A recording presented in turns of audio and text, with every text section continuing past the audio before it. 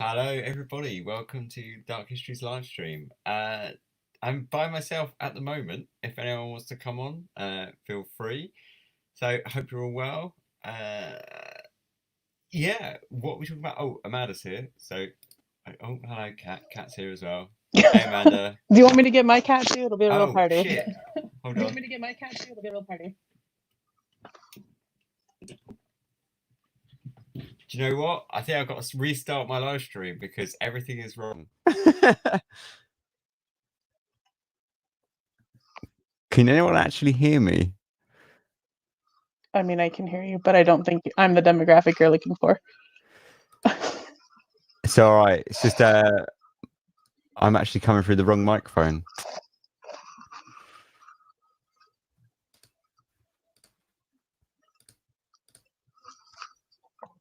It might be okay now. Is that better?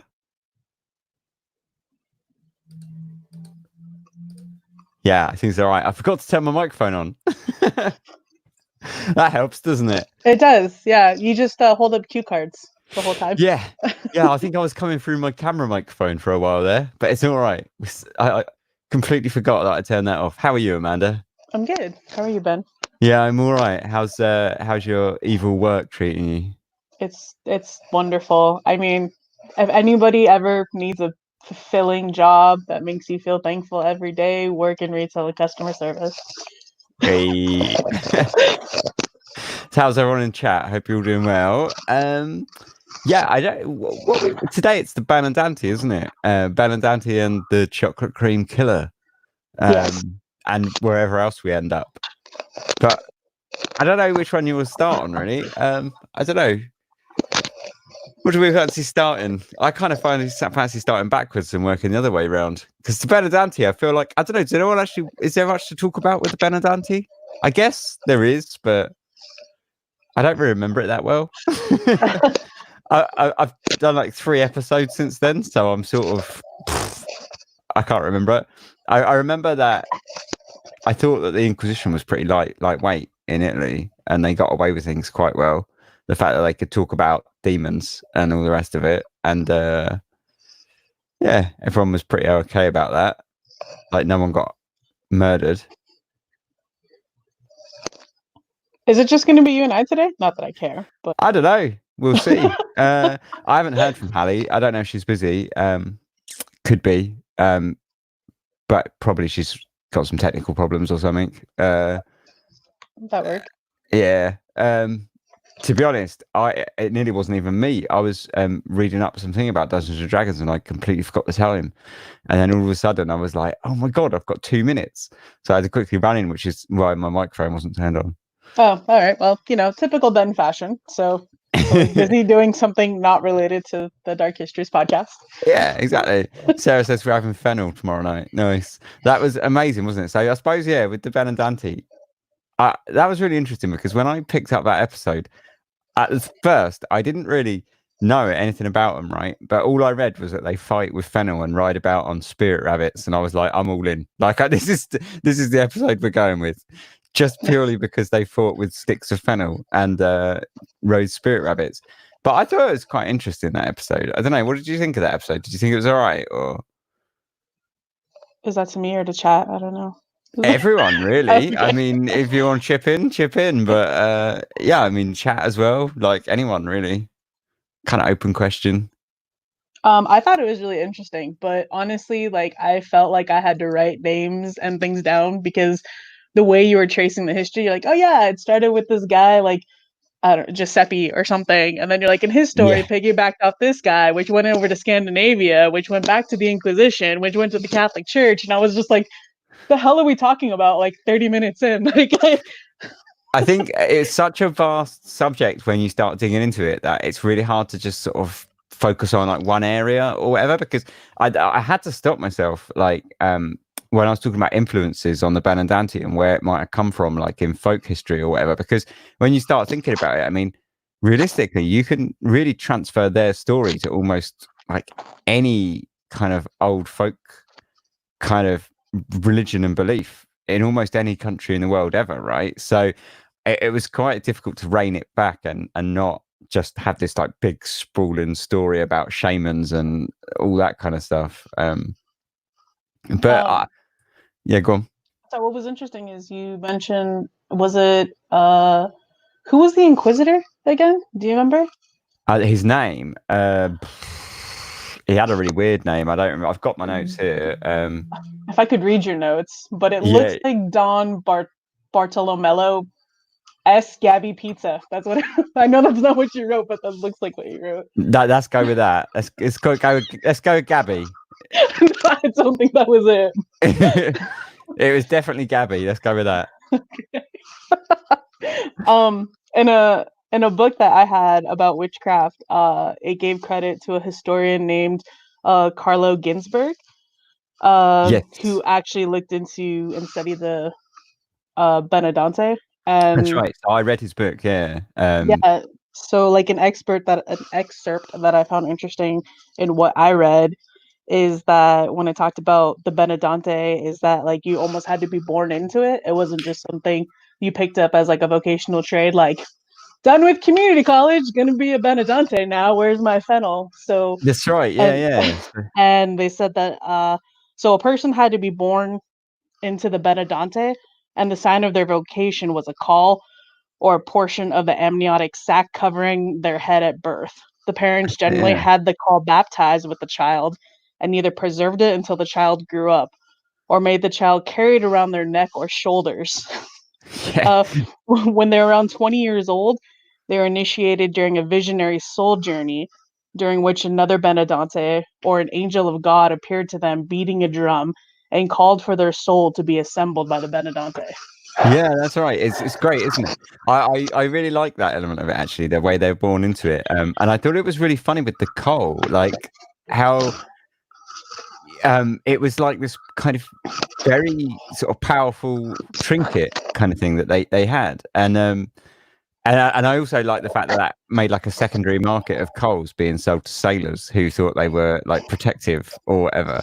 But, right. I don't know if you read that bit, but basically that was saying like they would be like sailors really prized them as like kind of safe passage trinkets kind of thing. Yeah, they were like warding off charms. Yeah. So that was like put this in a little satchel and just wear it around my neck all fancy. Yeah. So it was like the secondary market of like dried up flesh or kind of, or not flesh, but you know, like dried up jibs. Yeah, no, it's pretty weird, but I like that whole vibe they were kind of initiated in, like they were born into it and then they were initiated at a certain birthday. And also the weird kind of regimental army or military aspect of it where you kind of served out your like sort of like a period and then you were done. You were like free to go. So what do they call it in the army? I always forget, like you serve out your tour or whatever. Do you know what I mean? And then you're kind of like your service where you do like 7 years or 8 years or whatever. Yeah. So I think it was they served out like 20 years or whatever, didn't they? And they were basically free to go if they wanted or whatever. I thought that was quite funny. And I thought it was very funny also that they all coincidentally didn't do it anymore. When right.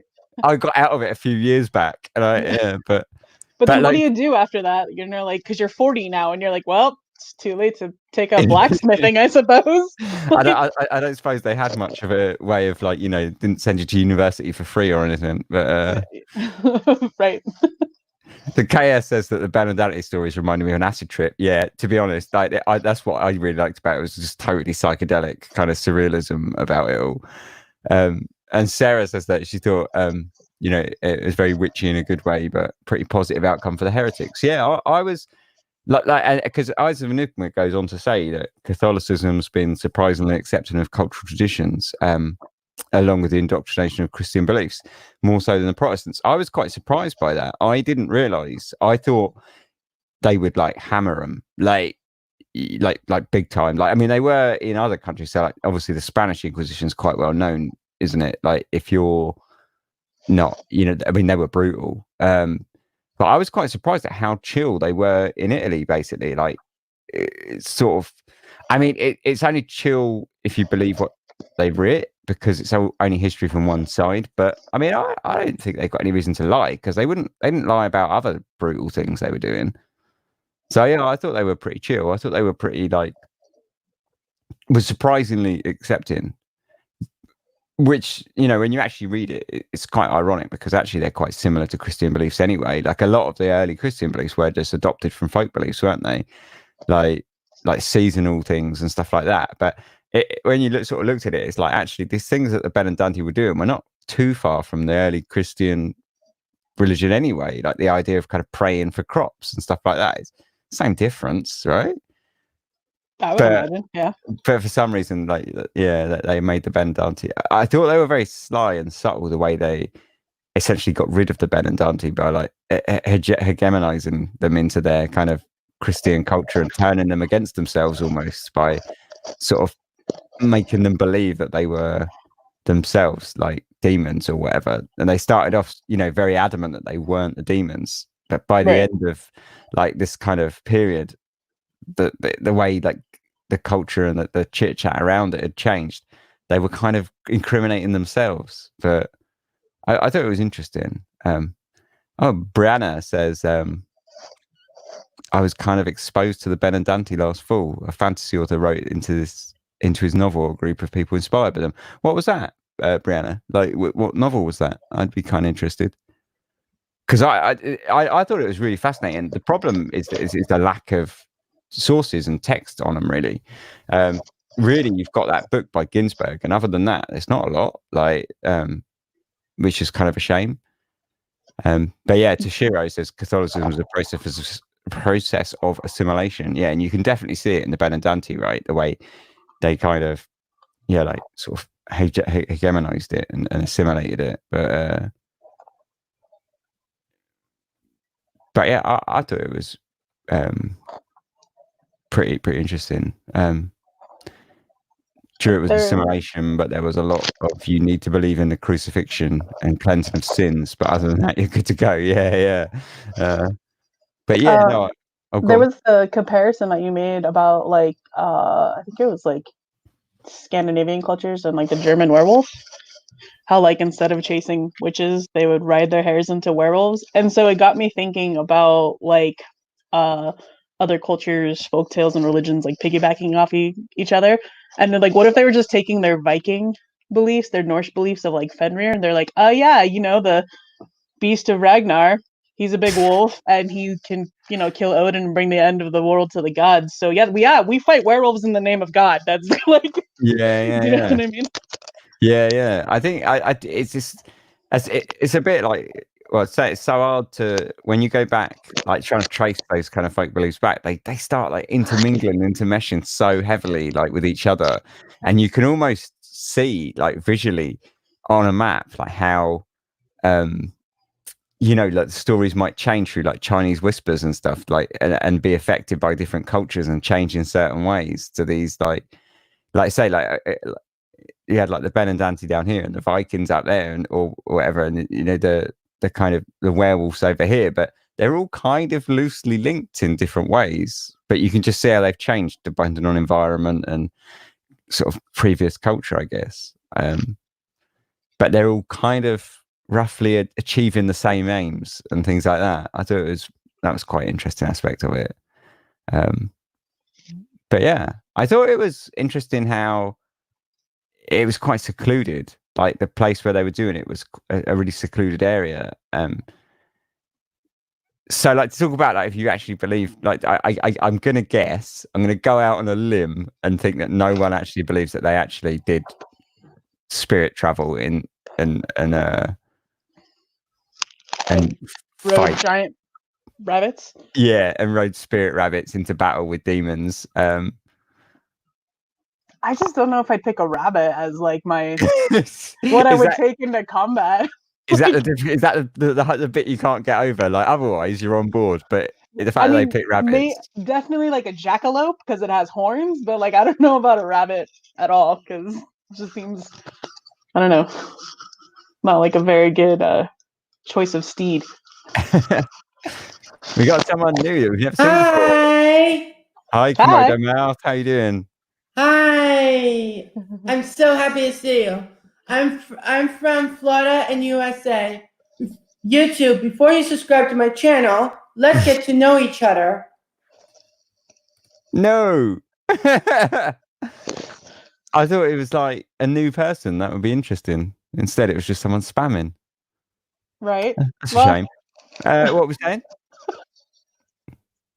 I was just saying that I would pick a rabbit to Oh ride yeah, into battle with. I don't know. I would pick a rabbit. Imagine a big furry spirit rabbit. That's exciting. Okay, but you could probably support the weight of a rabbit. My rabbit would look at me and be like, "Piss off, man! Like you need a horse or like an elephant. Like what do you think you're doing here?" Well, it's a spirit rabbit. It's fine. I have a very big spirit. It's huge. It's encompassing. Takes up this whole room. Yeah, whereas that my cold black heart has no spirit whatsoever. When I go to sleep and spirit travel, like a little wisp comes out. It's just Yeah. like, It's just like vapors, just vapors. yeah. But Isim Enigma says, "I want to believe." Yeah. See, Brianna says they're definitely a drug trip of some sort. I thought that was a really interesting theory. The way that someone sort of theorized that. I can't remember the name of who the theory comes from now, but that they like oiled themselves up with something, and that would be like some sort of trippy drug or whatever. And I thought that was interesting. That kind of shamanistic aspect of it. I thought that was quite good. I think for the sake of science, you should try it and let us know how it goes. And that Oh could be yeah, I like mean, 10 years like earlier, and I'd be all over that. you could do like a Patreon bonus video for that. Like, Well, just watch me get up still for my tits. yeah, right. I can see the rabbits, guys. Right, you're just mixing olive oil, and you're like, "All right, guys, this is for all of the subscribers." Just like, and then record what you're tripping out about. Yeah. You're like trying to spirit talk with your cat. Like, come on, battle. Yeah, I could I'll be running my cat into battle. That'd be the thing. But in my mind, I'll be doing that. But to you guys, I'll just be crawling around the floor next to my cat, going, "Let's go, Protect the crops." yeah." Big paranoid bulbous eyes. Yes, I think you should do it. I think it's just a win all around. Yeah. We've got Sarah and Mrs. Sarah, and they should definitely be Sarah and Mrs. Sarah. But although it looks like the microphone is muted at the moment, Sarah and Mrs. Sarah. Yeah, no. I thought it was interesting though, so I did like it. I liked that episode. That was interesting. That was the one that I was going to put out at the start of the whole quarantine thing, and decided against it because it was based in Italy. It was actually quite tame, but It was pretty tame. yeah, it wasn't like it was dark or anything. I think it was just like at the time it was like, oof, I don't know. I should like just typical that I picked something that's based in Italy and to do with the Inquisition and them killing people, and I just thought it was a bit maybe not just anything else. Maybe tone deaf. Yeah. Yeah, exactly. There we go. Hello. Finally. Yeah, long time no see. How you doing? Oh God, we're okay. We're okay. Good. He's alive. Yeah, how are you doing after your corona? I'm alive. Free. And no like visits to ICUs or anything, I hope. Oh God, no. We never had to go to the hospital. No. Good stuff. No, it's a really weird illness because it's very long and it's very tedious. And I'm speaking as the one who did not get sick. He can tell you more, but I think it's actually we're seeing the light at the end of the tunnel, but it's extraordinary. It's absolutely extraordinary. Well, I'm glad everyone's alive and feeling better anyway. Absolutely. We're good. Good stuff. So It was the fennel battling warlocks and that saved me. So they were great, weren't they? I loved it was the Sarah's good just guy. smacking him with fennel during the quarantine. I heal you. So the good guys were fighting with fennel, right? And the bad guys was it sorghum or something, which is essentially wheat, right? Yeah. Which was in the I think in the civil. I mean, I know in the American Civil War they used sorghum as a substitute for coffee because coffee was so rationed and it was something rare. The people made coffee out of sorghum, which really sounds disgusting. Doesn't it? I'd rather not. But yeah. I can't imagine it being very flavorful. No. Wheat juice. Yeah, pretty much. Pretty much that or chicken. Like gross. It's really nasty. But yeah, what a weird.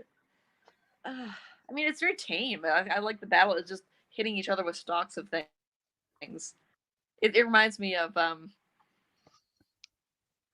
Your Saturday Towers night. when he just goes up and hits the. Reminds you of your Saturday night. It's very tame. It was very tame. Like, what do they? It leads you to believe, like, what were they actually, or it leads you to wonder what they were actually trying to achieve with the fennel. I mean, was that damaging or like? Oh, I think it was.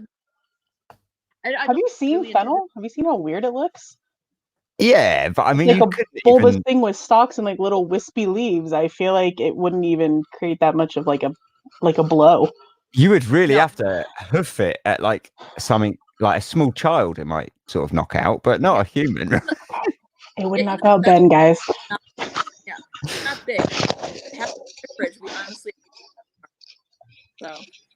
Yeah, I thought it was bizarre, and then the whole kind of thing about at the end of the fights, they were almost kind of well in the earlier stories. At the end of the fights, they were almost like friends again, and they would like walk through the village, and essentially then the Benandanti were almost like caretakers, like looking after, making sure they didn't piss in the wine or whatever. But they were kind of all walking together. Water in your...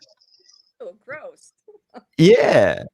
So yeah. So what was it? So that was like folk wise, it was everyone should keep a barrel of water out front of their house so that they wouldn't get in your cellar and mess with your wine.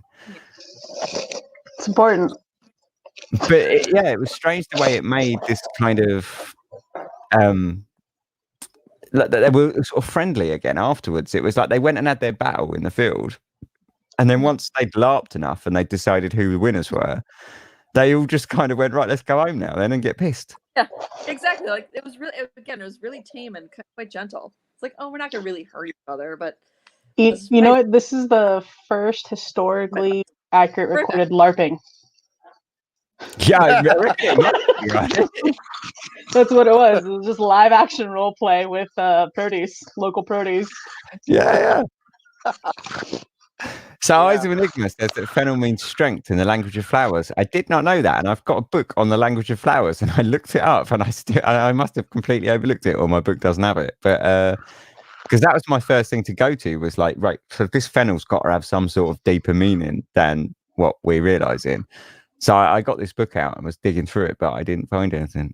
But there you go. It means strength, apparently. So it was like symbolic then, maybe? Like the fights were symbolic with the fennel? It was... I like to think that they were still beating each other with bits of veg, though. It's much more fun that way.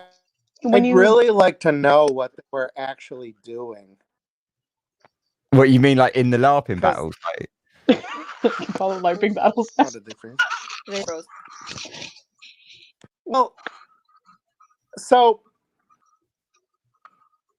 I don't believe in like witches and all of that. So it's not like they were. It was like people fighting off demonic powers. Like, what were they actually doing? Protecting the crops, weren't they? But how? I don't know. I have no idea. Like, yeah, because that was one of the other strange things about it, was that there was no mention of like sort of magic or spells or anything. Right? It was like a physical battle. Like, you know, you had like the drummers on the hill and the bands and the man that would like lead them into combat and stuff. Like, it was like a literal physical battle, I think. So, like the people who reenact the Civil War? Yeah, I reckon. We got Andrea waiting to come on the stream, so I'm gonna let her in. Hey, Andrea, how you doing? Hi, good. How are you guys? I'm good, thank you. Just hanging out, talking about produce battles. So yeah, I thought it was good. I thought that episode was fun, and it was all well and all good in that. But I really want to talk to Mr. and Mrs. Sarah about. Oh, they looks like they've paused though. Oh, you know what? Actually, kept crossing my mind when you kept mentioning fennel, and I know the two aren't related, but I kept picturing Oddish from Pokemon. Yeah. I like couldn't take it seriously every time you mention it. I just imagined they'd be like, "Oddish, I choose you," and like threw it into battle. To be honest, a whole lot of this episode reminded me of Pokemon. I know. Like, yeah, because when they were talking about the spirit rabbits and stuff, I was thinking of Garfield like- is terrible. yeah, I think you're struggling with like internet. Maybe it keeps pausing. But yeah, no, I kept thinking of Eevee and his like evolutions, and like it was just like I yeah, the whole thing was very Pokemon, wasn't it? Yeah. And Paolo was actually like the first catch him. Yeah, I reckon. gotta get them all. Gotta get all those witches and demons. Yeah, so that that's what it was all really about. It was all just Pokemon. Pretty much. Pokemon and LARPing. But yeah. I was Benigma. I'm playing Pokemon Shield right now. I'm jealous. I've been trying to get that because of the quarantine. It's really hard to get. Well, it's not hard to get, but it's really expensive. So on that note, I'm upping up my Patreon package, guys, to a $20 platform. If you join the $20 platform, I will rub myself in hallucinogenic oil for you. Win-win. So I think Mr. and Mrs. Sarah might be struggling with their internet. Oh, hello. Are we back? No. Kind of. So. Miss Sarah looks angry. Okay. Miss Sarah looks like she wants to see our manager.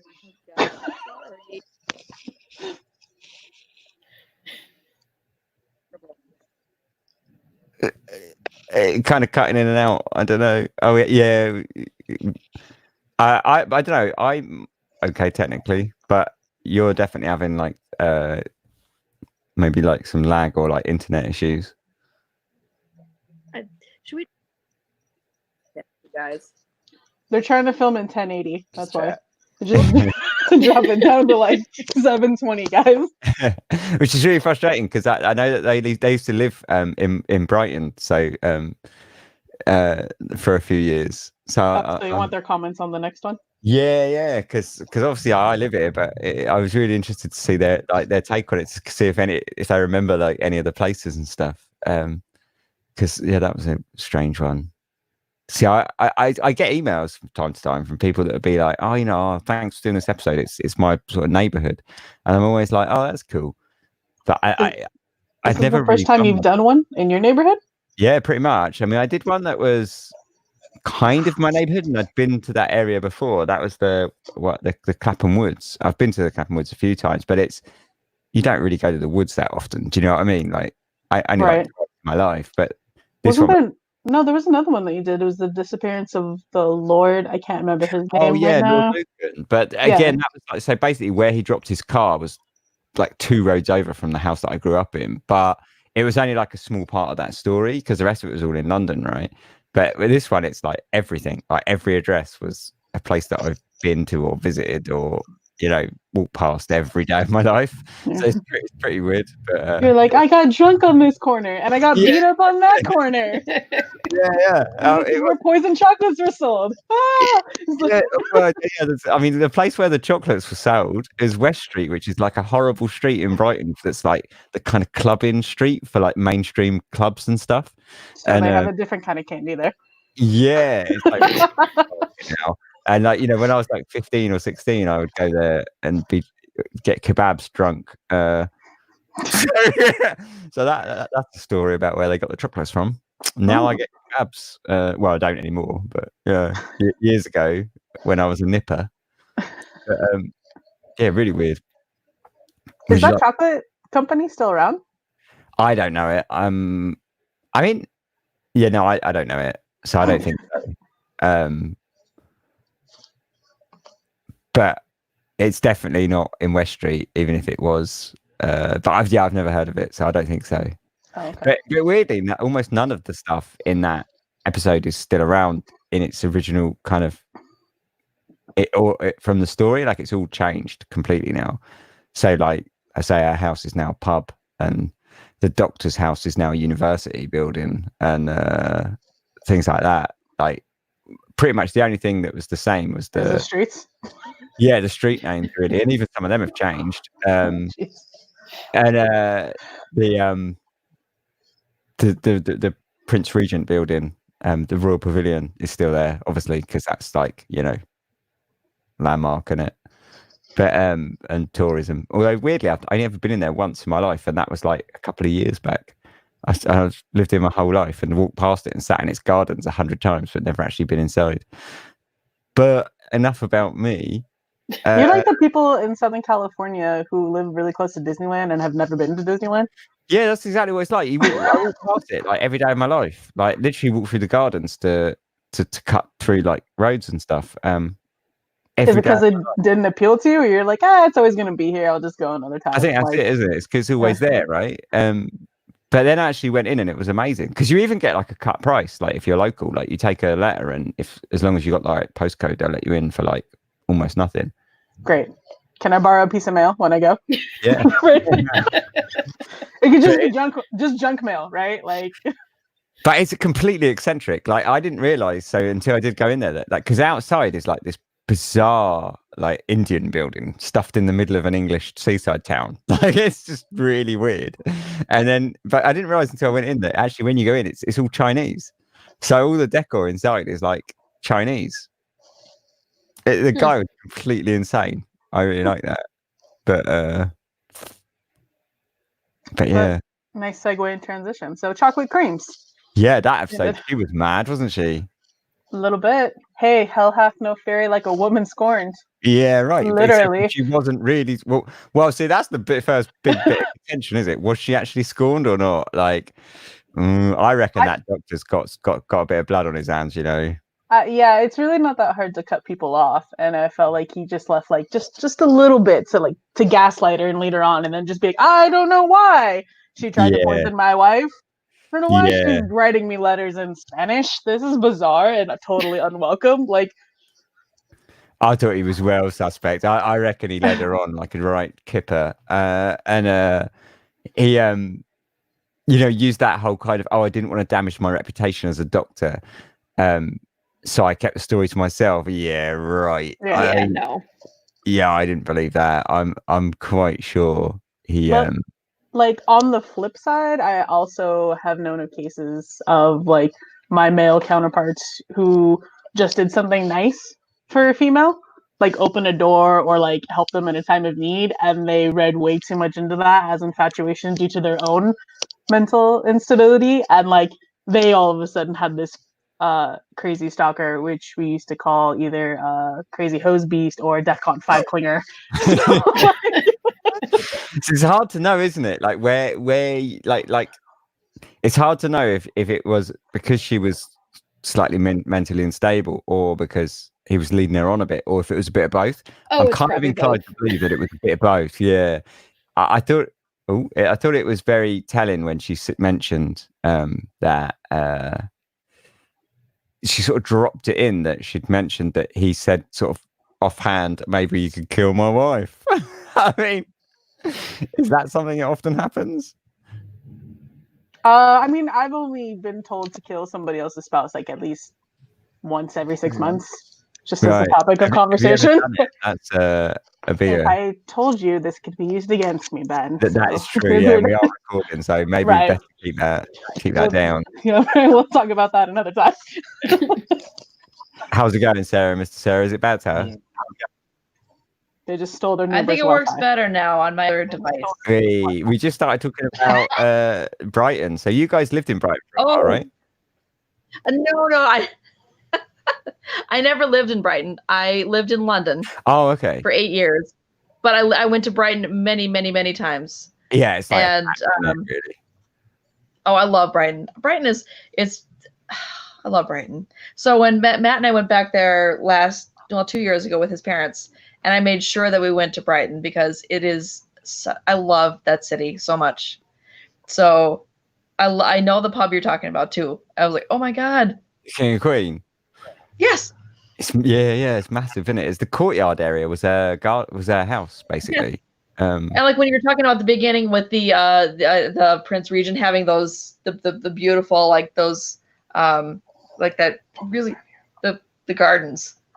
It's really we went to go visit gardens, the eccentric building in the middle of it. What a weird thing in the middle of the city. It's really bizarre. but I love it. I think it's like the perfect summary of Brighton. You just look at that building and you know everything about Brighton before that's all you need to know. It's like, Pretty this place much. is absolutely eccentric. You know, like anything goes. It doesn't matter who you are, what you are, you're all right. That's why I like Brighton, because I lived in London, and it was my London is massive and it's overwhelming. I mean, I lived in New York too, so it's like it's a huge city, and to go to, as you say, Brighton was an escape for people. It was a place for them to go and just forget it, like just be be a weirdo, and just like go ahead and just be whatever you want to do. Is the chocolate place still around? Oh, I would love it if the chocolate place was still around. Yeah, Is so that Amanda building asked me, but I don't know. I've never heard of it, and I know that it's not in West Street anymore. Okay. So if it is, then it's moved, but I don't think it is because I've never heard of it. And I would have thought I would have, like, if it's like been in Brighton as long as I have, like, you know, before me and all the rest of it. So I don't think so. But whatever, it's definitely not in its original building, because that's West Street. Do you remember West Street at all? It's like, absolutely. Yeah, it's a dive of a place. Like, it's the place you tell everyone not to go. Right. But yeah, it was down there. But yeah, what did you think about the Doctor? Because we were just when you came on, we were sort of talking about the Doctor perhaps leading her on a little bit, or her being. I don't think he did. You don't think so.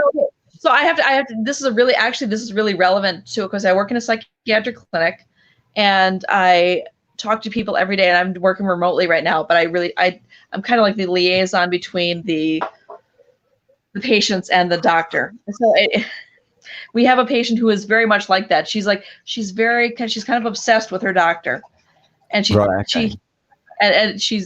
talk too much, the doctor, and they are much more the doctor patient relationship is very kind of sensitive, and I think Christiana thought much more was going on than what the doctor put on. The doctor maybe just was being too nice to her, saying like, I'll write you these letters, it's fine. But I really don't think there was anything going on. I think he was very, had a happy relationship with his wife, has children, everything else. I think she was clearly, a lot was going on with her.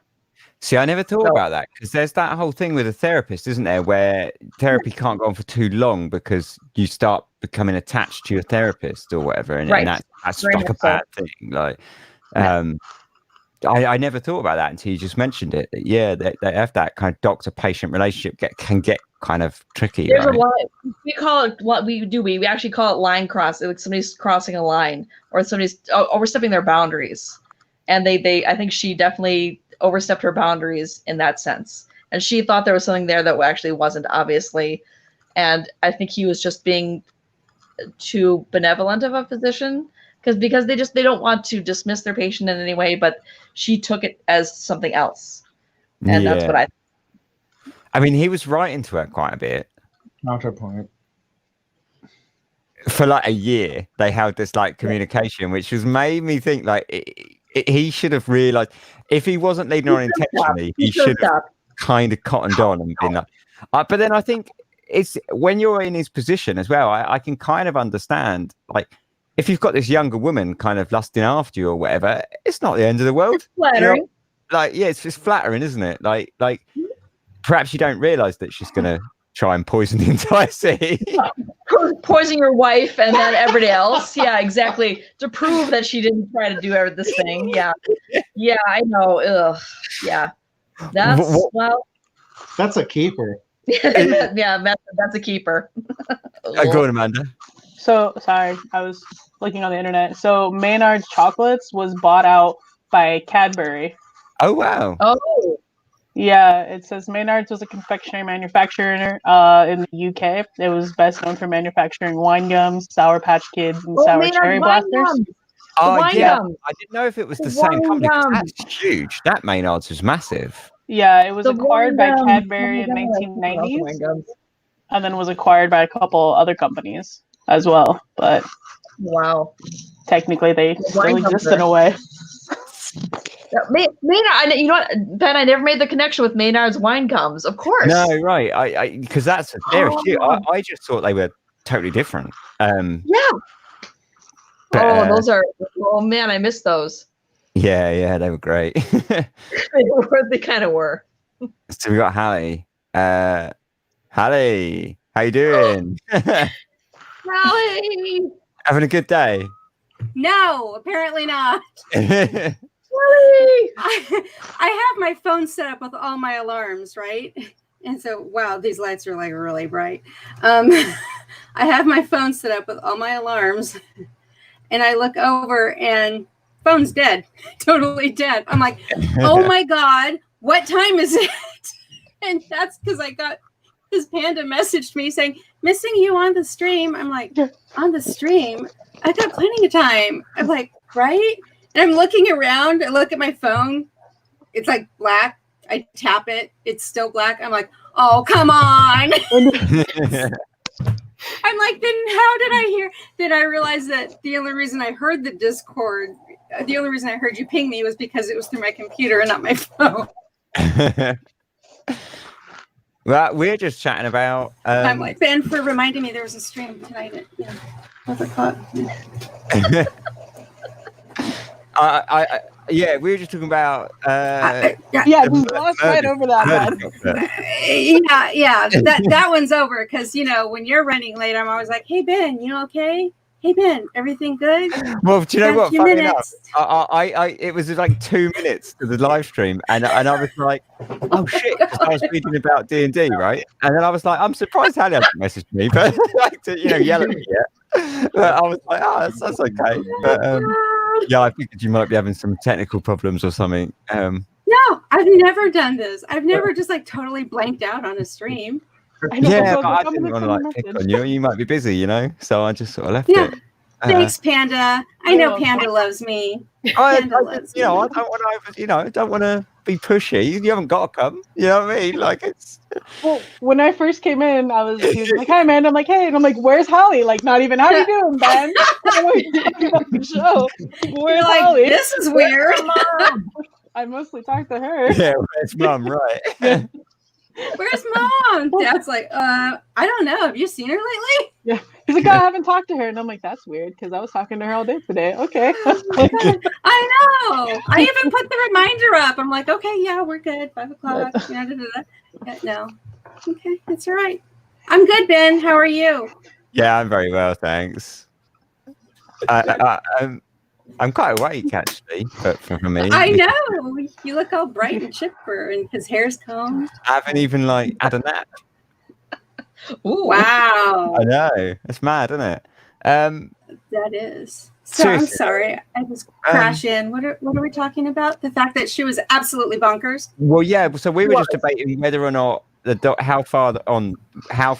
much rather we thought the doctor was leading her on, or not, as Sarah and Mr. Sarah believe. Wasn't doing it at all. No, I don't think he was. No, it was. Like I said, it was an inappropriate on her end, and like I said, I had experience with it. And it was an inappropriate doctor-patient relationship on the patient's end, and that happens a lot in my life. On her end. Yeah. No, totally. I think she was making stuff up in her head. Yeah. Yeah. I just think that it was in her brain and. Yeah, no, I mean, I think that he didn't help much. He should have shut it down from the get-go. Yeah. You know? And he definitely should have reported it, like his suspicions, a lot earlier. Oh, yeah. Yeah. Yes. No, you're absolutely right. No, he should have, there should have never been a letter back to her or any communication back to her. It should have just been, yo, knock it off. I'm done with this, and just maybe he thought like if I cut all communication, this chick is gonna come back and set my house on fire with me in it. Like, just gave him enough. I don't. Crazy So I'm just gonna write a quick one-liner, be like, "Hey, how are you? How's the family? Okay, bye." Like, yeah, no, she was just one of those. You know how they always say, that chick's batshit crazy. She was batshit crazy. She was batshit crazy. She was definitely crazy. Like, wow. So was she batshit crazy because her father passed the syphilis onto her, or just hysteria?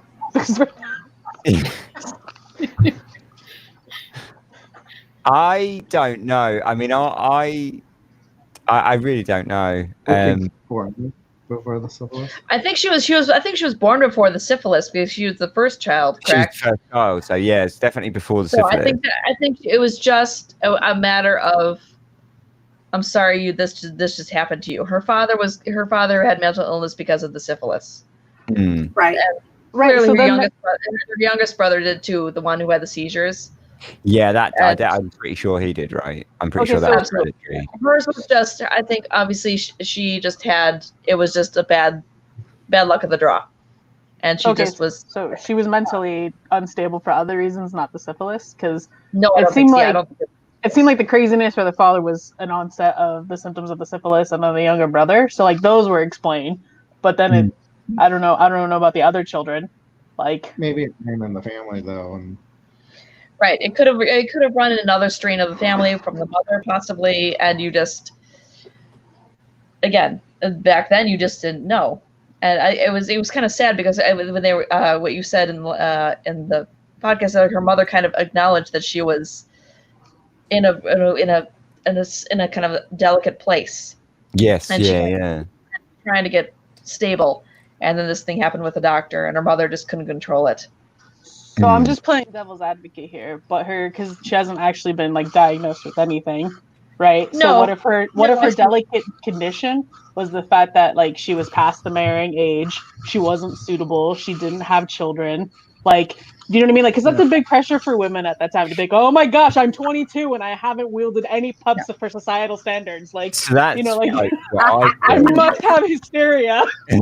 no, I think that's a good point. It is, and it's something where it's just if she was of a sensitive, kind of like a delicate mental state anyway, and to have those pressures on her, it just probably just tipped her over the edge.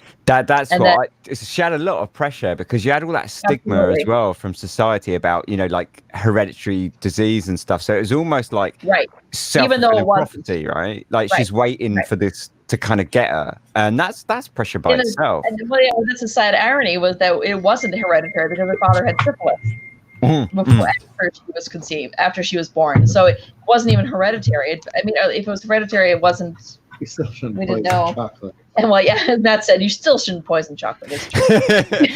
Yeah, and I mean, she's poisoning little kids. I mean, for God's sake. I mean, No. her plan was pretty well, wasn't it? I mean, it's pretty nasty. I know. She had like no moral compass whatsoever. I mean, she was legitimately poisoning little kids. That's not okay. No. And targeting them as well, like walking up to them in the street and thinking that would be great. Like, Okay, sorry, side note, but when you gave the cute little anecdotal story about a guy named Ben who got really sick taking chocolates from a stranger. I was waiting for this. Hallie, what did I say in the week? I was like, I'm opening myself up to this, aren't I? It's like because I'm totally putting myself in the target zone. I know she's gonna get it. I know Amanda's gonna catch this. I waited 48 minutes. That's a really long time. I've been sitting on this.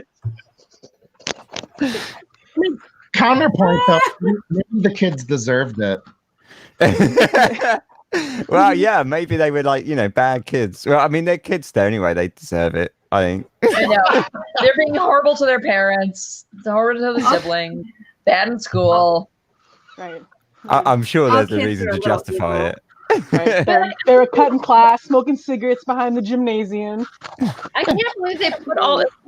Just as an aside, I can't believe they put all that horrible crap in chocolates, like all those chemicals. Yeah. Well, unbelievable. It reminded me of that one story. I think it was about arsenic when you're talking about how they would like set it on fire to see if it tested green and smelled. Yeah. You listed in there that they used it for like confectioners and baking, and I was just like, wow, all right. So I actually You don't have diabetes, but your liver's destroyed, your hair's falling out. Yay! Yeah. So like so this is where things are going to get a bit hazy for a second, but I've got a story that's related to this, but I don't really know it super well. But I think it was my nan's brother, or my nan's cousin, kind of a distant relative or whatever, died of when he was a kid from eating green jelly beans with arsenic in them. Oh my God. How Yeah, many and jelly it beans did poisoned he him and eat? killed him. Because was the green. color was It was arsenic or something. Arsenic, green Was dye. it like one jelly bean, or did he eat like a trough of jelly beans? I don't know the Wasn't- story very well, but I'll have to ask my mum about it. My mum and dad Wasn't just there don't know. like green wallpaper in that? It had arsenic in it. Wasn't like arsenic a green? It made things green. That's right. Yeah, yeah. So they used it as dye, like and color and stuff. Yeah, They used it in the jelly beans. Oh, that's sinister. yeah. Ugh, And that's they used it for horrible. food dye or whatever in it. I only use it in my Jello, but that was liquid. I bring those solid Jello molds to potlucks. Like, how'd you get it so green? I'm like, family secret. Don't you worry about it. Just tuck in. Right. Gross. Yeah. Oh my gosh. But her plan was pretty wow, right? I mean, it was incredible. Like basically, the logic of that, like, oh, I've been caught out trying to kill someone, so to get out of it, I'm gonna murder loads of other people. Right. I love too, like the people would eat the chocolate. Oh, it tastes like metal. I'm gonna keep eating it. Yeah. Right? Yeah, this is disgusting. Keep eating. Ugh. I mean, aside from Ben, wouldn't you spit that out immediately? Well, I just assumed that basically everything in the Victorian era tasted a bit like crap. So a bit of metal in your chocolate, it's just not that much of a different thing. I mean, they put all that, it's like we were just saying, all that adulteration of food, a bit of metal in your chocolate is probably to be expected. Well, it sounded like it sounded like the she picked the wrong guy, because I guess didn't you say like he was this particular chocolatier prided himself on having like really good chocolate and not putting all that stuff in it, like all the all horrible chemicals and everything else. He actually was using the good stuff. Yeah. So and she picked the wrong guy. Yeah. Because when she went there and said like, I think so, he basically said to her like, knock yourself out, go get it tested. Like I stand behind my chocolate kind of thing. Right. Exactly. So yeah, like he was actually doing like the right thing and wasn't too worried. But right. Like, it was just incredible that the way that just leaping logic of, oh, I better get myself off the hook. What I'll do is just poison a whole hell of a load of other people. It's just incredible. That is such warped logic. I can't even. What was the poison that she used again? Have we talked about the Strychnine. wandering vaginas yet? What? Oh yeah, those the wandering uterus. Or wandering uterus, that's Oh. right. Not vagina. What am I thinking?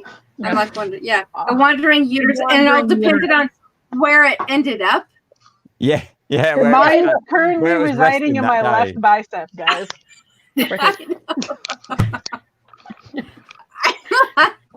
Yeah. I that one kind of Hysteria. threw me for a loop. Yeah. That was There's lots of reasons for hysteria. I've got to admit, if my uterus were wandering through my body, I probably would be a little bit hysterical. Agreed. I'd only get hysterical if it wandered outside my body. What are you doing? We talked about this. Get back in here. I'd be like, thanks. I don't need you anymore. I really don't. So I spent like an entire afternoon just reading about kind of like the medical issues that affected like women in the Victorian era supposedly, and it was just so tragic. It was the lack of kind of knowledge and the misunderstanding of just basic things, and you can see it's all kind of painted with this misogynistic brush of kind of the patriarch, you know, and it was just wow. It was quite something. The whole idea behind that hysteria, you know, and nervous debilitation and all the rest of it was just. Or like, when women were going through the menopause. The menopause. That's right. The menopause. I mean, come on. They act like it was some thing that attacked you. Yeah. Right. that came through your menopause. Yeah. It's like, yeah. Yeah, the menopause. It like sneaks through your window at night or something and comes Right. in. Yeah, I know. Comes and gives you hot flashes. Ooh. No, it was pretty special, wasn't it? The whole kind of thinking was just, yeah, it was quite something. No, women were not allowed to have emotions in the Victorian era. They just weren't. But they were just supposed to be. We had to be pretty skinny and stoic. Yeah. Yeah, pure. And have all our organs distended because of those corsets. It was this weird kind of. So we could stop eating all the chocolate, Sarah. Oh. One of corsets. Yeah, it was a strange kind of veneration, wasn't it? It was like, you know, women were kind of like put on a pedestal as these pure, perfect individuals, like angelic beings, which is on the one hand quite nice, I suppose, to be viewed like that. But on the other hand, all the pressures that come with that, you know, and if you slip from that slightly, you were like a fallen woman, and that was it, you know, and it was. That obviously that restricts you, like it puts you on a pedestal, but it also, like, a pedestal kind of is an imprisonment, right? It's just holding you up in the air on this tiny little platform, and that's basically what it was doing. It's taken away like all of that like all of your kind of freedom. Right. It was. This is the time period you were unmarried, like Oh. Do it, sorry, Amanda. And this is the time period you romanticize, right, Ben? Yeah, I love it. Yeah. No, I shouldn't even make that joke when everyone on the stream is female. Good women and Metallic. She did. It was just a pretty wild story, wasn't it? And you can see how far she slipped from the tree, I think, when she did that big poisoning of she went to Margate and just poisoned all the fruit and stuff. Yes. And, Yes. it made like absolutely no sort of. You can see how bad she'd gone because she totally scrapped her initial MO, you know, and just gone into like, sod it. If that's not working, I'm just going to poison all of these buggers. But you think like, take everyone down with me. Yeah. And it's almost like that. But your original plan, this doesn't even tie into your original plan anymore. Like, it's just, you're just trying to hurt people now. Like, it's just. Yeah, it was pretty shocking. Ben, it's because she was hurting in here. Is that what it was? Yes. So I liked the that stories where her about. uterus was? He was right there. That was where it was resting for the day. Yeah. That or her brain with those mad ideas. Uterine head thoughts. Yeah, Nikola Tesla believed that women were the superior sex whilst also disliking their desire to become more like men by wanting education and jobs and political power, right? Yeah.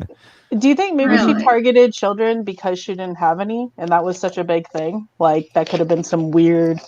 Sorry, I'm just throwing crap at the wall hoping it sticks, and I sound really smart and deep here. No, that's a good thought. I mean... That is valid. That's an interesting thought. Yeah, really that's a valid thing. You know, like, F all you bastards, I can't have any, so here you go, candies for all. Like, it's interesting because like you want to kind of. It was like an attack on motherhood in a way, something that she would never be and didn't have. Yeah, and if you think about it in a way, like the rest of her plan had absolutely no thought behind it at all, really. Like, you know, she was just dropping bags of chocolates in shops and walking off, like, just going to drop that there. So yeah, the actual poison of the children was really the only targeted thing that she did. So I suppose in a way you got to question why. I mean, I assumed it. I admit, like when I was doing it, I just assumed it was because they were easy targets because she knew they'd take them. But they're sort of soft targets, you know, in a way. But I don't know. Yeah, maybe there was like deeper behind it that was kind of driving her to do it. I don't know. Huh. But it's a good thought. It is. She was pretty dreadful at poisoning people, though, wasn't she? Yeah. Yeah. See, did she actually? She kind of was. I wondered, like, if again, like, sort of like to sort of postulate over what she was doing. Like, was she actually trying to kill people, or did she know that was kind of fundamentally bad, and so was she kind of just making them a bit sick and thinking, well, that'd be enough? Like, did she actually want to kill people? Like, I although having said that, when she did kill someone, she didn't really seem to have much in the way of remorse because she went to the court hearing about it and was like totally I think talked she out of her probably like legitimately wanted to kill the doctor's wife. I think that was like for sure death list number one in her notebook. Yeah. But I think as for everything else, I think it was to create a ruse to kind of distract from what her original intent was. But I also would imagine, I don't know, I am not a poisoner or a chemist, but I imagine the chemistry behind figuring out poison to sugar and cocoa powder ratio is like something that would be pretty exact. You can't be like, yeah, what, like a teaspoon, guys? You think that's good for 2 pounds of chocolate? Maybe, give or take, for a 5-year-old and a 6-foot man weighing 200 pounds? Cool, let's go for it. Like, Yeah. there's a lot of variables. And I think it was probably for her. She was indifferent. Like if it killed them, fine. If it didn't, fine. I don't think it was. As long as it achieved their goal of like sort of tarring Maynards, I guess she didn't really care. Yeah. Yeah, everything collateral damage. That's a truly sociopathic thing about it, or psychopathic thing about it. It's just like it was just I need to prove a point, and I need to like do this to like clear my name.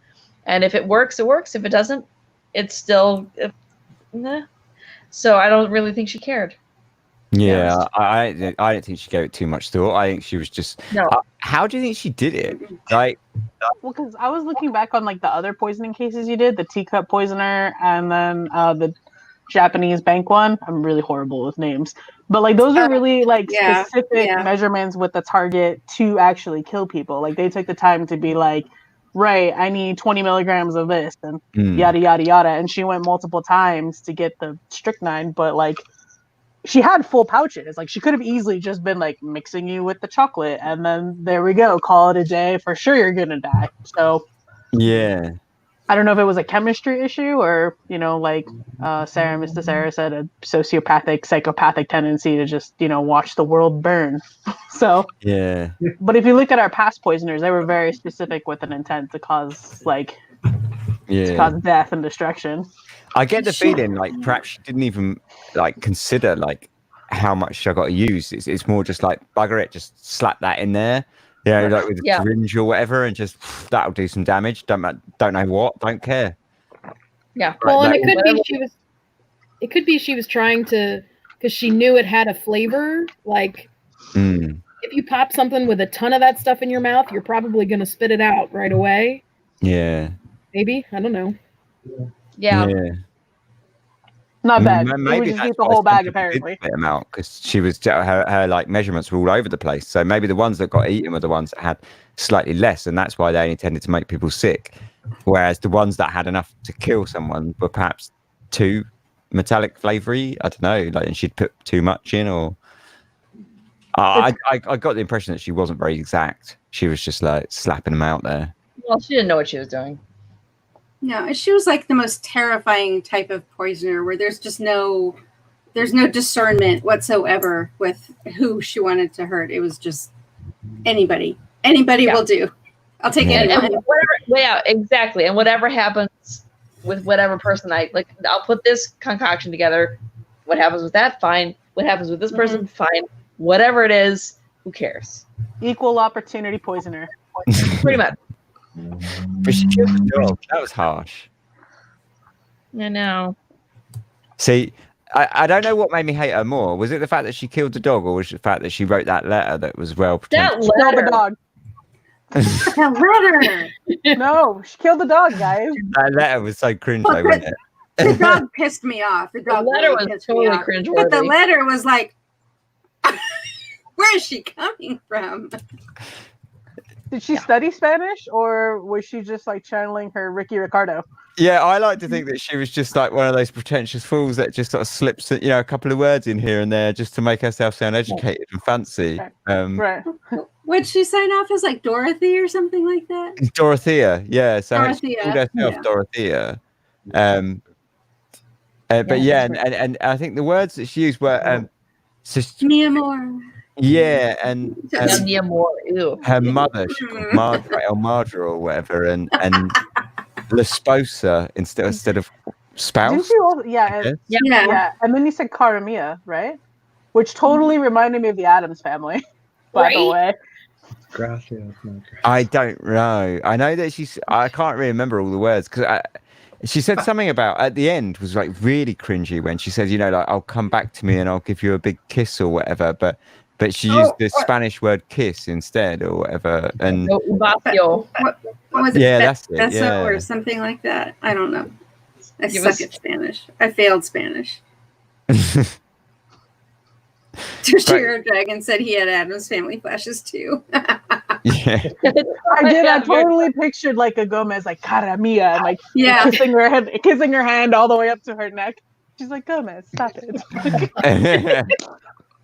It was so cringe though, wasn't it? But I thought it was interesting in that again, it kind of showed a little bit of insight into quite how far gone she was, like at that point. But interesting enough, there was no letters like from the doctor to her that like were printed that we could use. What if his were even more cringe? Yeah, I was really like see that's another thing that I was slightly suspicious of is where are his letters? Like there's not a single one that survived. Oh no. Yeah. Did she burn him?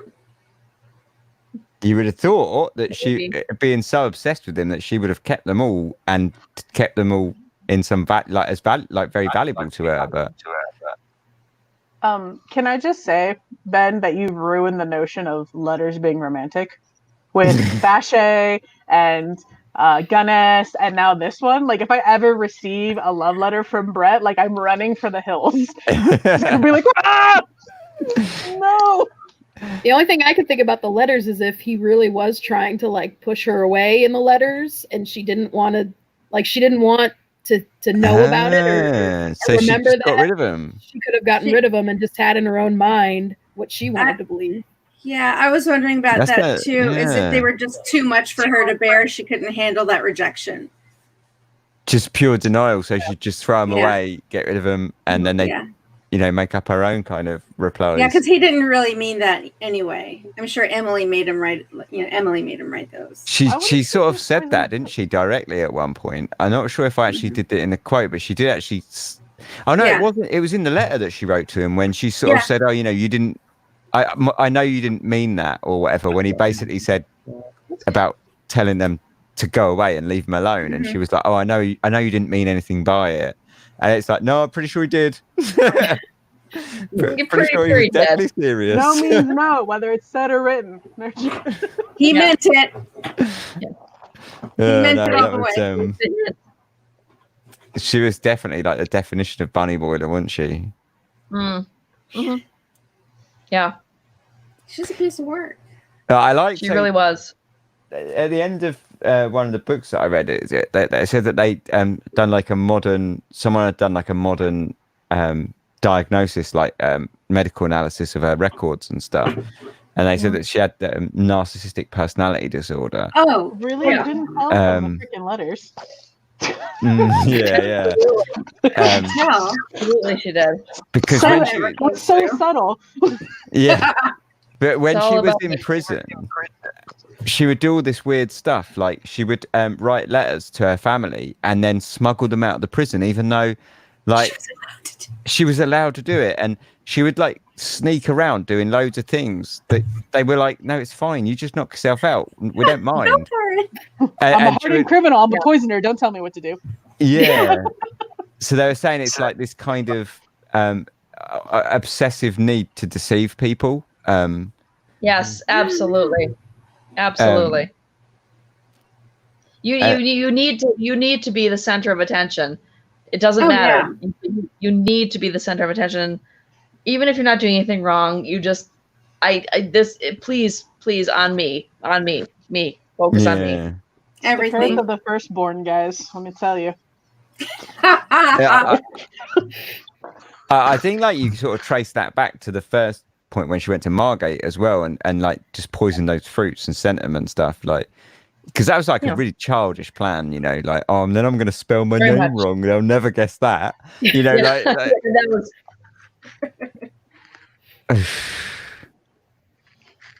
I would love to hear her argument with that, with this misspelled name. Obviously, I know my name. I wouldn't have written it wrong. Like, I like how her defense couldn't even. I mean, there's like no cross-examination, no nothing. They're just like, she's just nuts. Yeah. Just nuts. So there's nothing we can say. She's crazy. Yeah. That's it. Defense rest. Yeah. Does the defense have anything to say? He's like, I'm just here pro bono. Yeah. I quite like the idea of him just sitting in the court going like, no, very much. Like just move on. Yeah, that's it. Any questions? He's just like, no. Yeah. Sits back. think we all know where this one's going. Yeah. Man. No, she should have was tried just- to defend herself in court. That would have been hilarious. Oh god, yeah. You know, I think had it been like in today's day and age, she probably would have Well, defended herself. tried to defend herself. Oh, one of Because- those, yeah. Yeah, Ugh. because she thought she was smarter than everybody else, and she thought she could get one over on everybody else. So she's the kind that would have chose to defend herself in court. Yeah. And the She judge would wasn't have legally allowed to back then, was she? No, I don't think so. Probably not. But Yeah. the judge would have looked at her and said, "No, honey, we're gonna appoint you someone to act as to hold your hand." Yeah. Can you defend yourself right now in the UK? You can now, yeah. I think I don't know actually. Yeah, you can now, but you couldn't back then. I don't think. Confidently said yes, and then just Yeah, no. I did. I found so I did an episode of Dark Histories ages ago, and I found out that the year that they brought that in was about the 1870s ish, I think, where you could actually defend yourself. But I don't remember it like perfectly, so I don't want to like say for sure. confidently say yes. and Yeah. Be wrong. Yeah. But I do remember reading that for another episode a long time ago. But yeah, so Eyes of Enigma says, would it be fair to say that she was not criminally responsible for her actions because of her mental illness? So that was the big question, wasn't it? Was whether or not she was responsible or not. Yeah, because there's intent. She actually followed through. She deliberately went and got poisoned to go ahead and cover her scheme to deliberately make people sick. That shows she like knew what she was she was cognizant doing. of what she was doing. And that's So that- that's the thing. That's always how they define it, is whether you know right from wrong, whether you know what you're doing is right or wrong. And she knew what she was doing. Yeah, Her this isn't intent like was to this isn't poison like people. second-degree manslaughter. Like, oh, I was working with the poison and it just leaped into the chocolate, and I decided to give it out. Like, That was the big kind of bone of contention in court, was that they were trying to get her off on an insanity plea, and the doctors had said that she was insane and she didn't know morally right from wrong. But by admitting that she knew that poisoning was wrong, she did. So right from wrong, but avoided by her admitting insanity that plea. she knew that poisoning was Sorry. Sorry. Phone came on. My phone came on. Swear to God. I think your Well, phone's and then for like that. her whole plan to like get suspicion off of her proved that she knew what was happening and that she shouldn't be doing it. Mm. Yeah, pretty much. Yeah. Yeah, I, she knew. yeah, This I think definitely she isn't knew like exactly. manslaughter. Oops. No, she put so much time and effort into making, alibis, into creating this thing with her husband, and then she knew she couldn't go back to that store because she had told that guy her and her husband were moving, so she had to find someone else to get it from, and it's just she knew what so she was many doing. layers. I think she knew. I just think she just didn't care. No. But Brianna says like part of it stemmed from the trauma of having ill family members. In the video, there was an incident after her father died where she had like a panic attack. Yeah, like I think that seems to be where it kind of started. Like after her father died, didn't it? Because up until then, she seems to be kind of all right. Was she though? Well, I mean, I don't know, but nothing was really brought up, was it? But it was after her father died when she started like freaking out and stuff. And then it seemed to be like a sort of slippery road from there, but maybe she wasn't, but there was just no reason to focus on it up So until you're that saying point. she had daddy issues? I didn't say it. Or she just had a psychotic break, which can happen too. And Toshiro pretty much agrees as well. She was responsible. She knew she was making people sick, but didn't stop. Yeah, I think we were all pretty much on board then that she was just an absolute nutcase. I still want to know who eats random. Ben, you can't answer this, but who eats random chocolates? Like, I even get Besides iffy when I go to like the dentist and they're like, "Here's a little like thing with Hershey Kisses and Reese's Pieces." I'm like, "No, thanks." I don't know who was in that last. But that's Dude, just, but and, if you then- were- and that was like before all this crazy what's currently going on. I was just like, I don't know what, like salted nuts at a bar. I'm like, pass. Like it's Yeah, not. no thanks. You just keep Yeah. on sliding them down. Ben's probably like, yeah, cheers. Can I have more? Like, I reckon if someone came up to me in the street and was And like, don't "It's a take bag candy of from chocolates," strangers. I'd be all over them. It's free But chocolate, if you were isn't a it? kid, if you were a kid back then, though, I'm sure if someone handed you free chocolate, you'd be like, hell yeah. I would. I mean, I hate chocolate, but that's like neither here nor there. But So when I was a kid, we had the cyanide things, the Tylenol cyanide, and like Oh yeah, right. Halloween candy. Yeah, we were just talking. We were just saying like the thing in for us, Hallie will remember this in 1982, 83.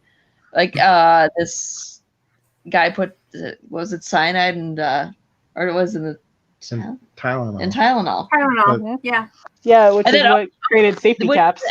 Like Halloween candy. And the thing that never happened, it was a razor blade in chocolate and Halloween candy. It never happened. Actually, never happened. There was one guy who put one in his own child's candy because he was clearly. I was told don't. But like, you know what's funny? I remember when I was a kid, like Halloween, like having the bag of chocolate and you get it home, and my parents would cut open every single bar of Snickers or whatever it was, and they would open up every single candy bar to see if there was a razor blade or something there. Every time. Well, I remember the big thing. Go ahead. I was gonna say it got to the point where if you took them to the local hospital, they would run them through the X-ray. Yes. Yeah. And then it was Great. about Your like Halloween bag. Your 5 to bag 8 years ago when like edibles became popular in California, and the news was like, "Warning! People are putting edibles inside your child's candy while trick or treating." Okay, first off, do you know how expensive edibles are? Nobody is putting that crap in your kid's bag. It's like $20 a lollipop. So no. Nobody's gonna waste it in your kids' They're Halloween. all decorated with like marijuana. I would love and, that like, trick or space treating. alien heads. Like, no. And I guarantee you, your parents would be glad if they did. Thanks. So, thank you. And now the big thing is like, be aware of tree and pine nuts and gluten out here, like, anyway, Yeah. Los Angeles is great. It's the fucking Victorians, though. So Mhm. what to do with the time machine? I know. Not go back and eat Maynard's chocolates from Brighton. Yes. Oh, But eat Maynard's wine gums because they're awesome. So yeah. Ben, please excuse So my good. American ignorance, but can you explain the Brighton sea bathing? Thank you. Probably not, to be honest. What part of it? Like the idea that I don't know what it is. Because you guys are by the sea, so people were just like, "Hey, jump in here. It's got healing powers." Like, yes, I mean, were there like even now. bathhouses for not those kind of bathhouses, but like that was the whole medical. That was the whole medical thing. It's a painful beach. Yeah. No, so it's like, so back then it was like a big thing that like they had this like idea that in the I think it was mid 1850s that like seawater was like a curative, like the sea air and all the rest of it was like curative. But even now, so you still get people like who go swimming like every morning of the year in like especially in the winter, because the idea of like getting in the sea and having a swim in the cold is like invigorating and good for you and gets the blood flowing and all the rest of it. Yeah, when we were there in September, it was like 2 years ago. We were there in September. We're walking along the seafront with Matt's parents, and this guy is just swimming in the sea. I'm like, really? It's not warm out. We're all wearing coats and things, and it's Just go ahead. I mean, I get polar bear swims. We did that at camp where you wake up at the ass crack of dawn and you run and jump off the pier when it's super cold. And then your heart stops because it's so cold and you can't breathe and you feel like you're drowning. But hey, hazing at camp, it was great. Build character. No, I did the polar bear swim here on Lake Michigan in Milwaukee on New Year's Day, like 10 years ago, and there was ice. There's ice, and I ran into the water. You do the polar bear swim. You dunk your head in, come out. I mean, it was fine, great. I said I did it, whatever. But people go swimming like in the winter. Why? I don't know. Yeah, Yeah, so a Brighton- really famous thing is like the Christmas Day swim in Brighton. It's a big deal. Is that people going swimming on Christmas morning? Are they dressed as like Santa? Yeah, some people do. Because I'm still waiting for your elf on the shelf. Maybe you'll have it ready by then. I'm gonna send I'm one for happy to be an Christmas. elf on the shelf, but I'm not getting in the sea on Christmas Day. I'm gonna send you an elf. But yeah, no, I mean, otherwise, I have no idea. It was very strange, wasn't it? There was the whole. I guess it was just like a sort of knee jerk against the industrialization, like because at the time cities were kind of closing in on people and getting more and more polluted and compressed, weren't they? So it's like the idea of being in the sea where it's open and fresh and clean. It's kind of. Yeah, when I think about the ocean, like we have Dockweiler Beach here in Los Angeles, and it's a grade F because like they've found like raw sewage and hypodermic needles in it. So like I was just thinking about that when you're like, yeah, people swimming and doing sea baths in Brighton. I was like, no. Yeah, it probably wasn't great. But no, they it was supposedly like it was written about by a couple of doctors basically who just kind of hyped it up in the 1850s as being this big curative thing.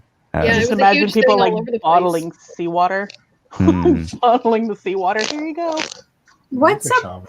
I'm afraid to even ask this. What's a pleasure pier? The pleasure pier. Did you guys answer this already? No, I know what British it is. thing.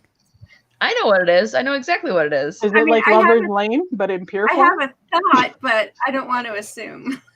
It's a pier with carnival rides. It's a pier with carnival rides, and it has all sorts of weird, crappy. It's like Navy Pier in Chicago. Like Santa Cruz or in Santa Monica. It has Helter Skelter at the end of it. Yeah, so the one in the Victorian era is gone now, but it like all fell into the sea a few years back. But it did. It's so beautiful. Yeah, but it had like a healing pool properties? room on the end. Yeah, maybe. Yeah. It just fell right in. It was just too much healing. It did. It just magically fell into the sea. Yeah. But it had like a ballroom on the end and things like that. So like you would walk to the end and there was like a music hall and a ballroom. And I mean, there's still another one now. There's like the Palace Pier, and that's basically just got like fun fair rides at the end and things like that. And so on it's the like way Jersey up. Shore? Yeah. Possibly, yeah. I don't know what that is, but I'm going to say yeah. We know it's not as seedy. It's more quaint. Got it. We could show you some pictures of us on that actual pier. So, oh God. You really don't know what Jersey Shore is? JWoww, Snicky. You're not missing anything. Holly G. He doesn't need to know what Jersey Shore is. I'm glad you don't, Ben, but I'm also equally surprised. Yeah, Big hair, fake tan, leopard mini dress, right. daytime drinking. It's day classy. Best of American culture. Yes. No, the Brighton Pier is delightful. So,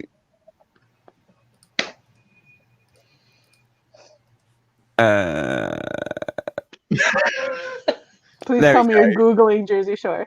Oh, damn Jersey Shore. Yay! Oh yeah, that's it. Oh my gosh, I'm so homesick. Palace Pier.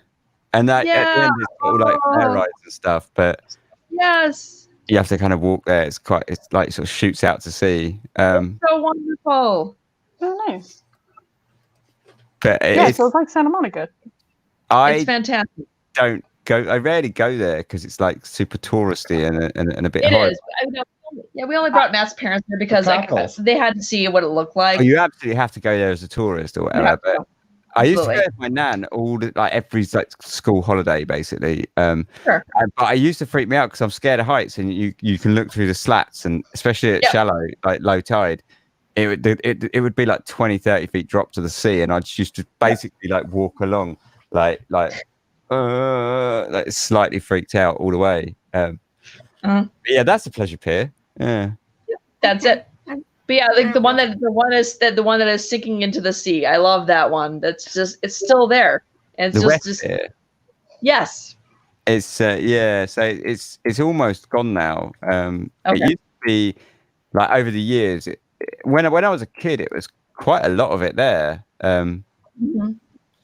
But nowadays it's pretty much gone. So I thought you didn't go just because sunlight. and vampires can't go out in sunlight. This is also true. So Where's that that? pretty much what it looks like now. Like it's just the framework of it. Yeah, it's beautiful. Oh. But when I was growing up, it was like that, basically. Yeah. There's more of it. And when it was built, it was like that. Yeah. Okay. So that's like the big ballroom at the end, or whatever it was, like the music hall and stuff. Absolutely, it's pretty. I like this. Yeah, I love that they're just letting it naturally go. Yeah, I think there's nothing else they can really do, so they just let it slip. No. But it's cool. They do. You can buy loads of the wood like reclaimed and stuff. Oh, that's cool.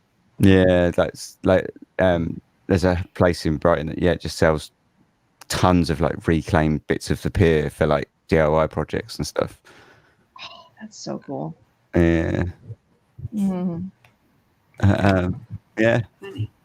So, but I didn't realize. I didn't think because I didn't bother explaining it, because I did think, like, do Americans know what a pleasure pier is? But then I had a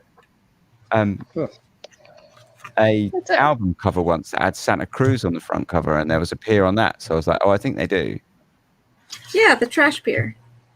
The trash pier. It's just really bad, is all. It's really bad.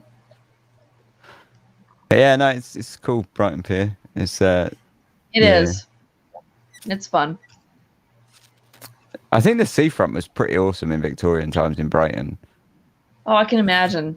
She had the electric train and stuff as well. It was like the first electric train in like the whole entire world or something, wasn't it? And then the aquarium as well at the end, which was also the very first aquarium. I don't know if it's in the world, but it was definitely in Britain. It's Do you the still oldest have it? aquarium. Yeah, it still operates. It's the oldest operating really? aquarium in the world, actually. Same goldfish are there too. Yeah, same fish. They're huge because they've grown to the size of their tank. Yeah, that's how we got koi fish, guys. That's right. I'm not kidding.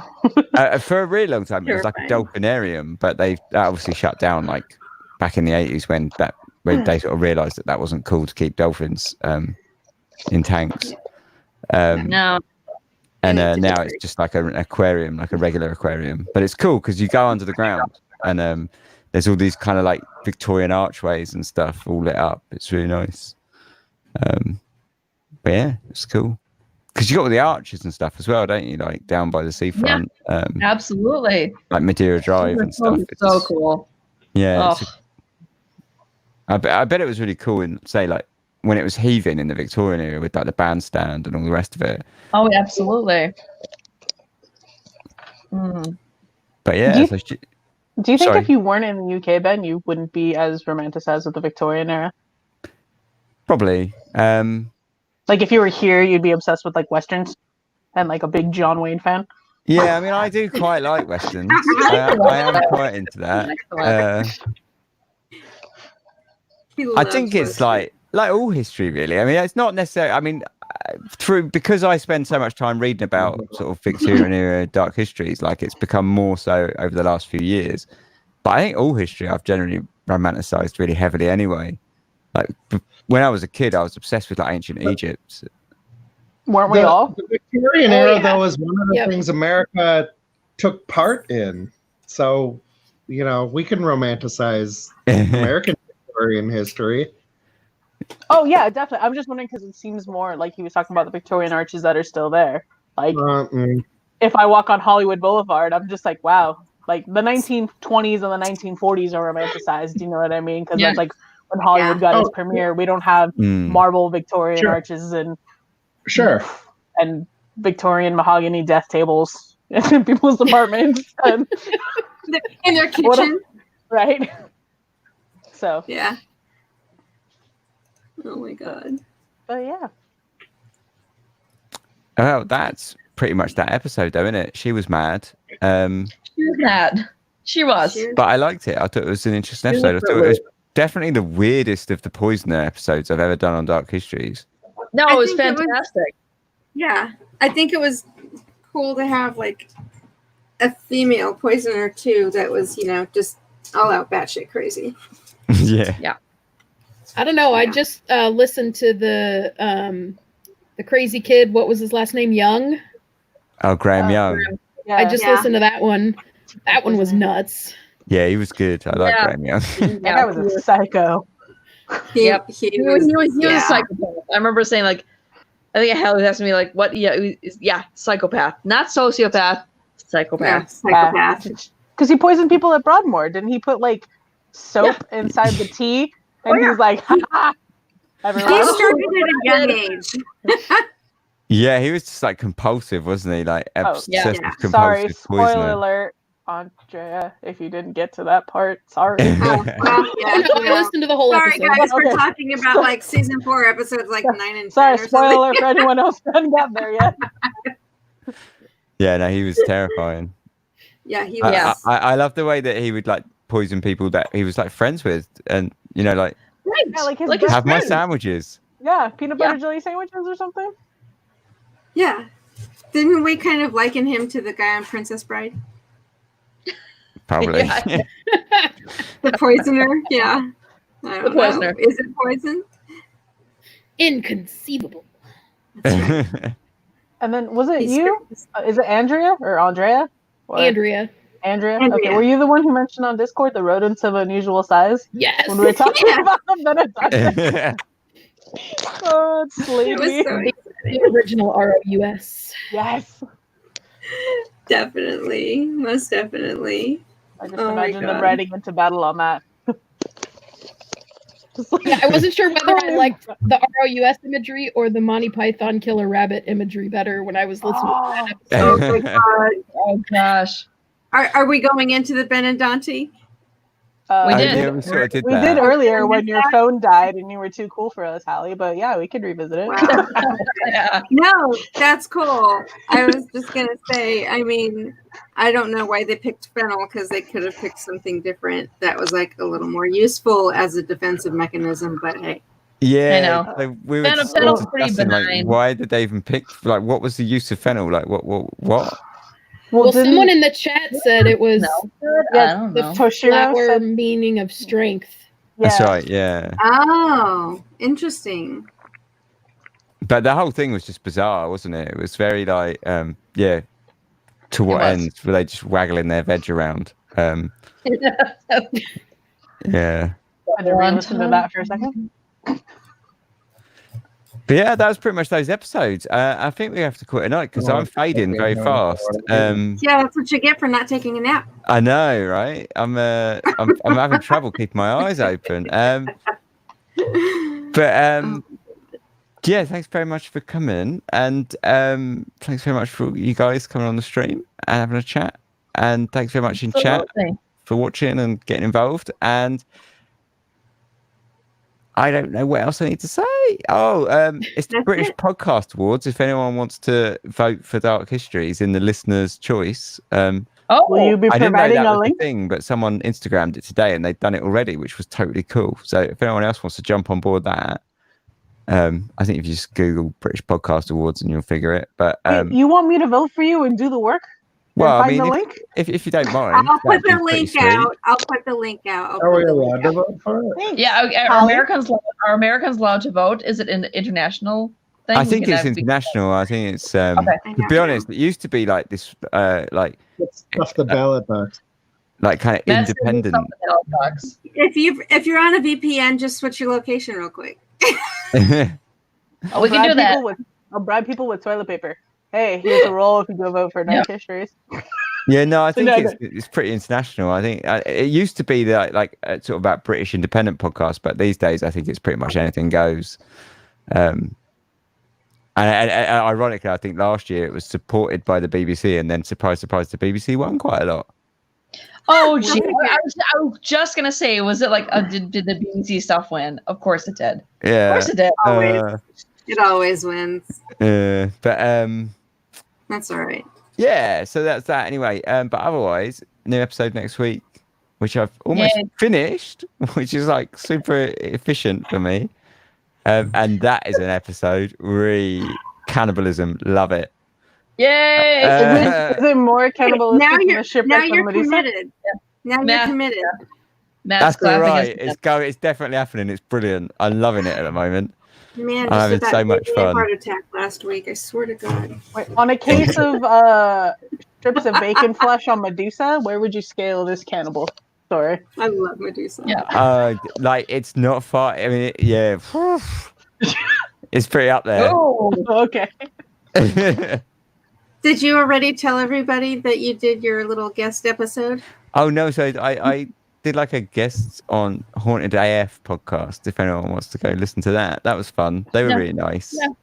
That was fun. I listened to it. Oh, cool. yeah, we listened to it. They were really friendly. I'd just woken up but luckily they're like super high energy, so it was like Very. sort of. Yeah, they're super American. Sorry, It was great. super By the end of it, I felt like I drank Really like 10 shots of coffee, and I was just kind of like, Hey, but you know what? I figured, what the heck? It's a whole different, audience that you might get something out of. yeah, no, it was really fun. They were really nice. I had a lot of fun chatting to them. And I think it came out all right. It did. So that's cool. So yeah, if anyone wants that was Haunted AF. I think hauntedafpodcast.com is their website. Yeah, there should be links on the socials and stuff. Yeah. Which are all on darkhistories.com if you don't know. But otherwise, I'm down. Except for the link to Dangerously vote, because Ben Professional, doesn't want so- to put it up there. But other I'll than put that, I'll put the I- links up for the British Podcast Awards. I only found out about it earlier on because right. someone put it on their Instagram story and so it tagged me in there and I saw it. So it was like just in passing earlier that I noticed it. But yeah, so I didn't really know it was happening until a bit ago. But yeah, so that's that. So thanks very much, everyone.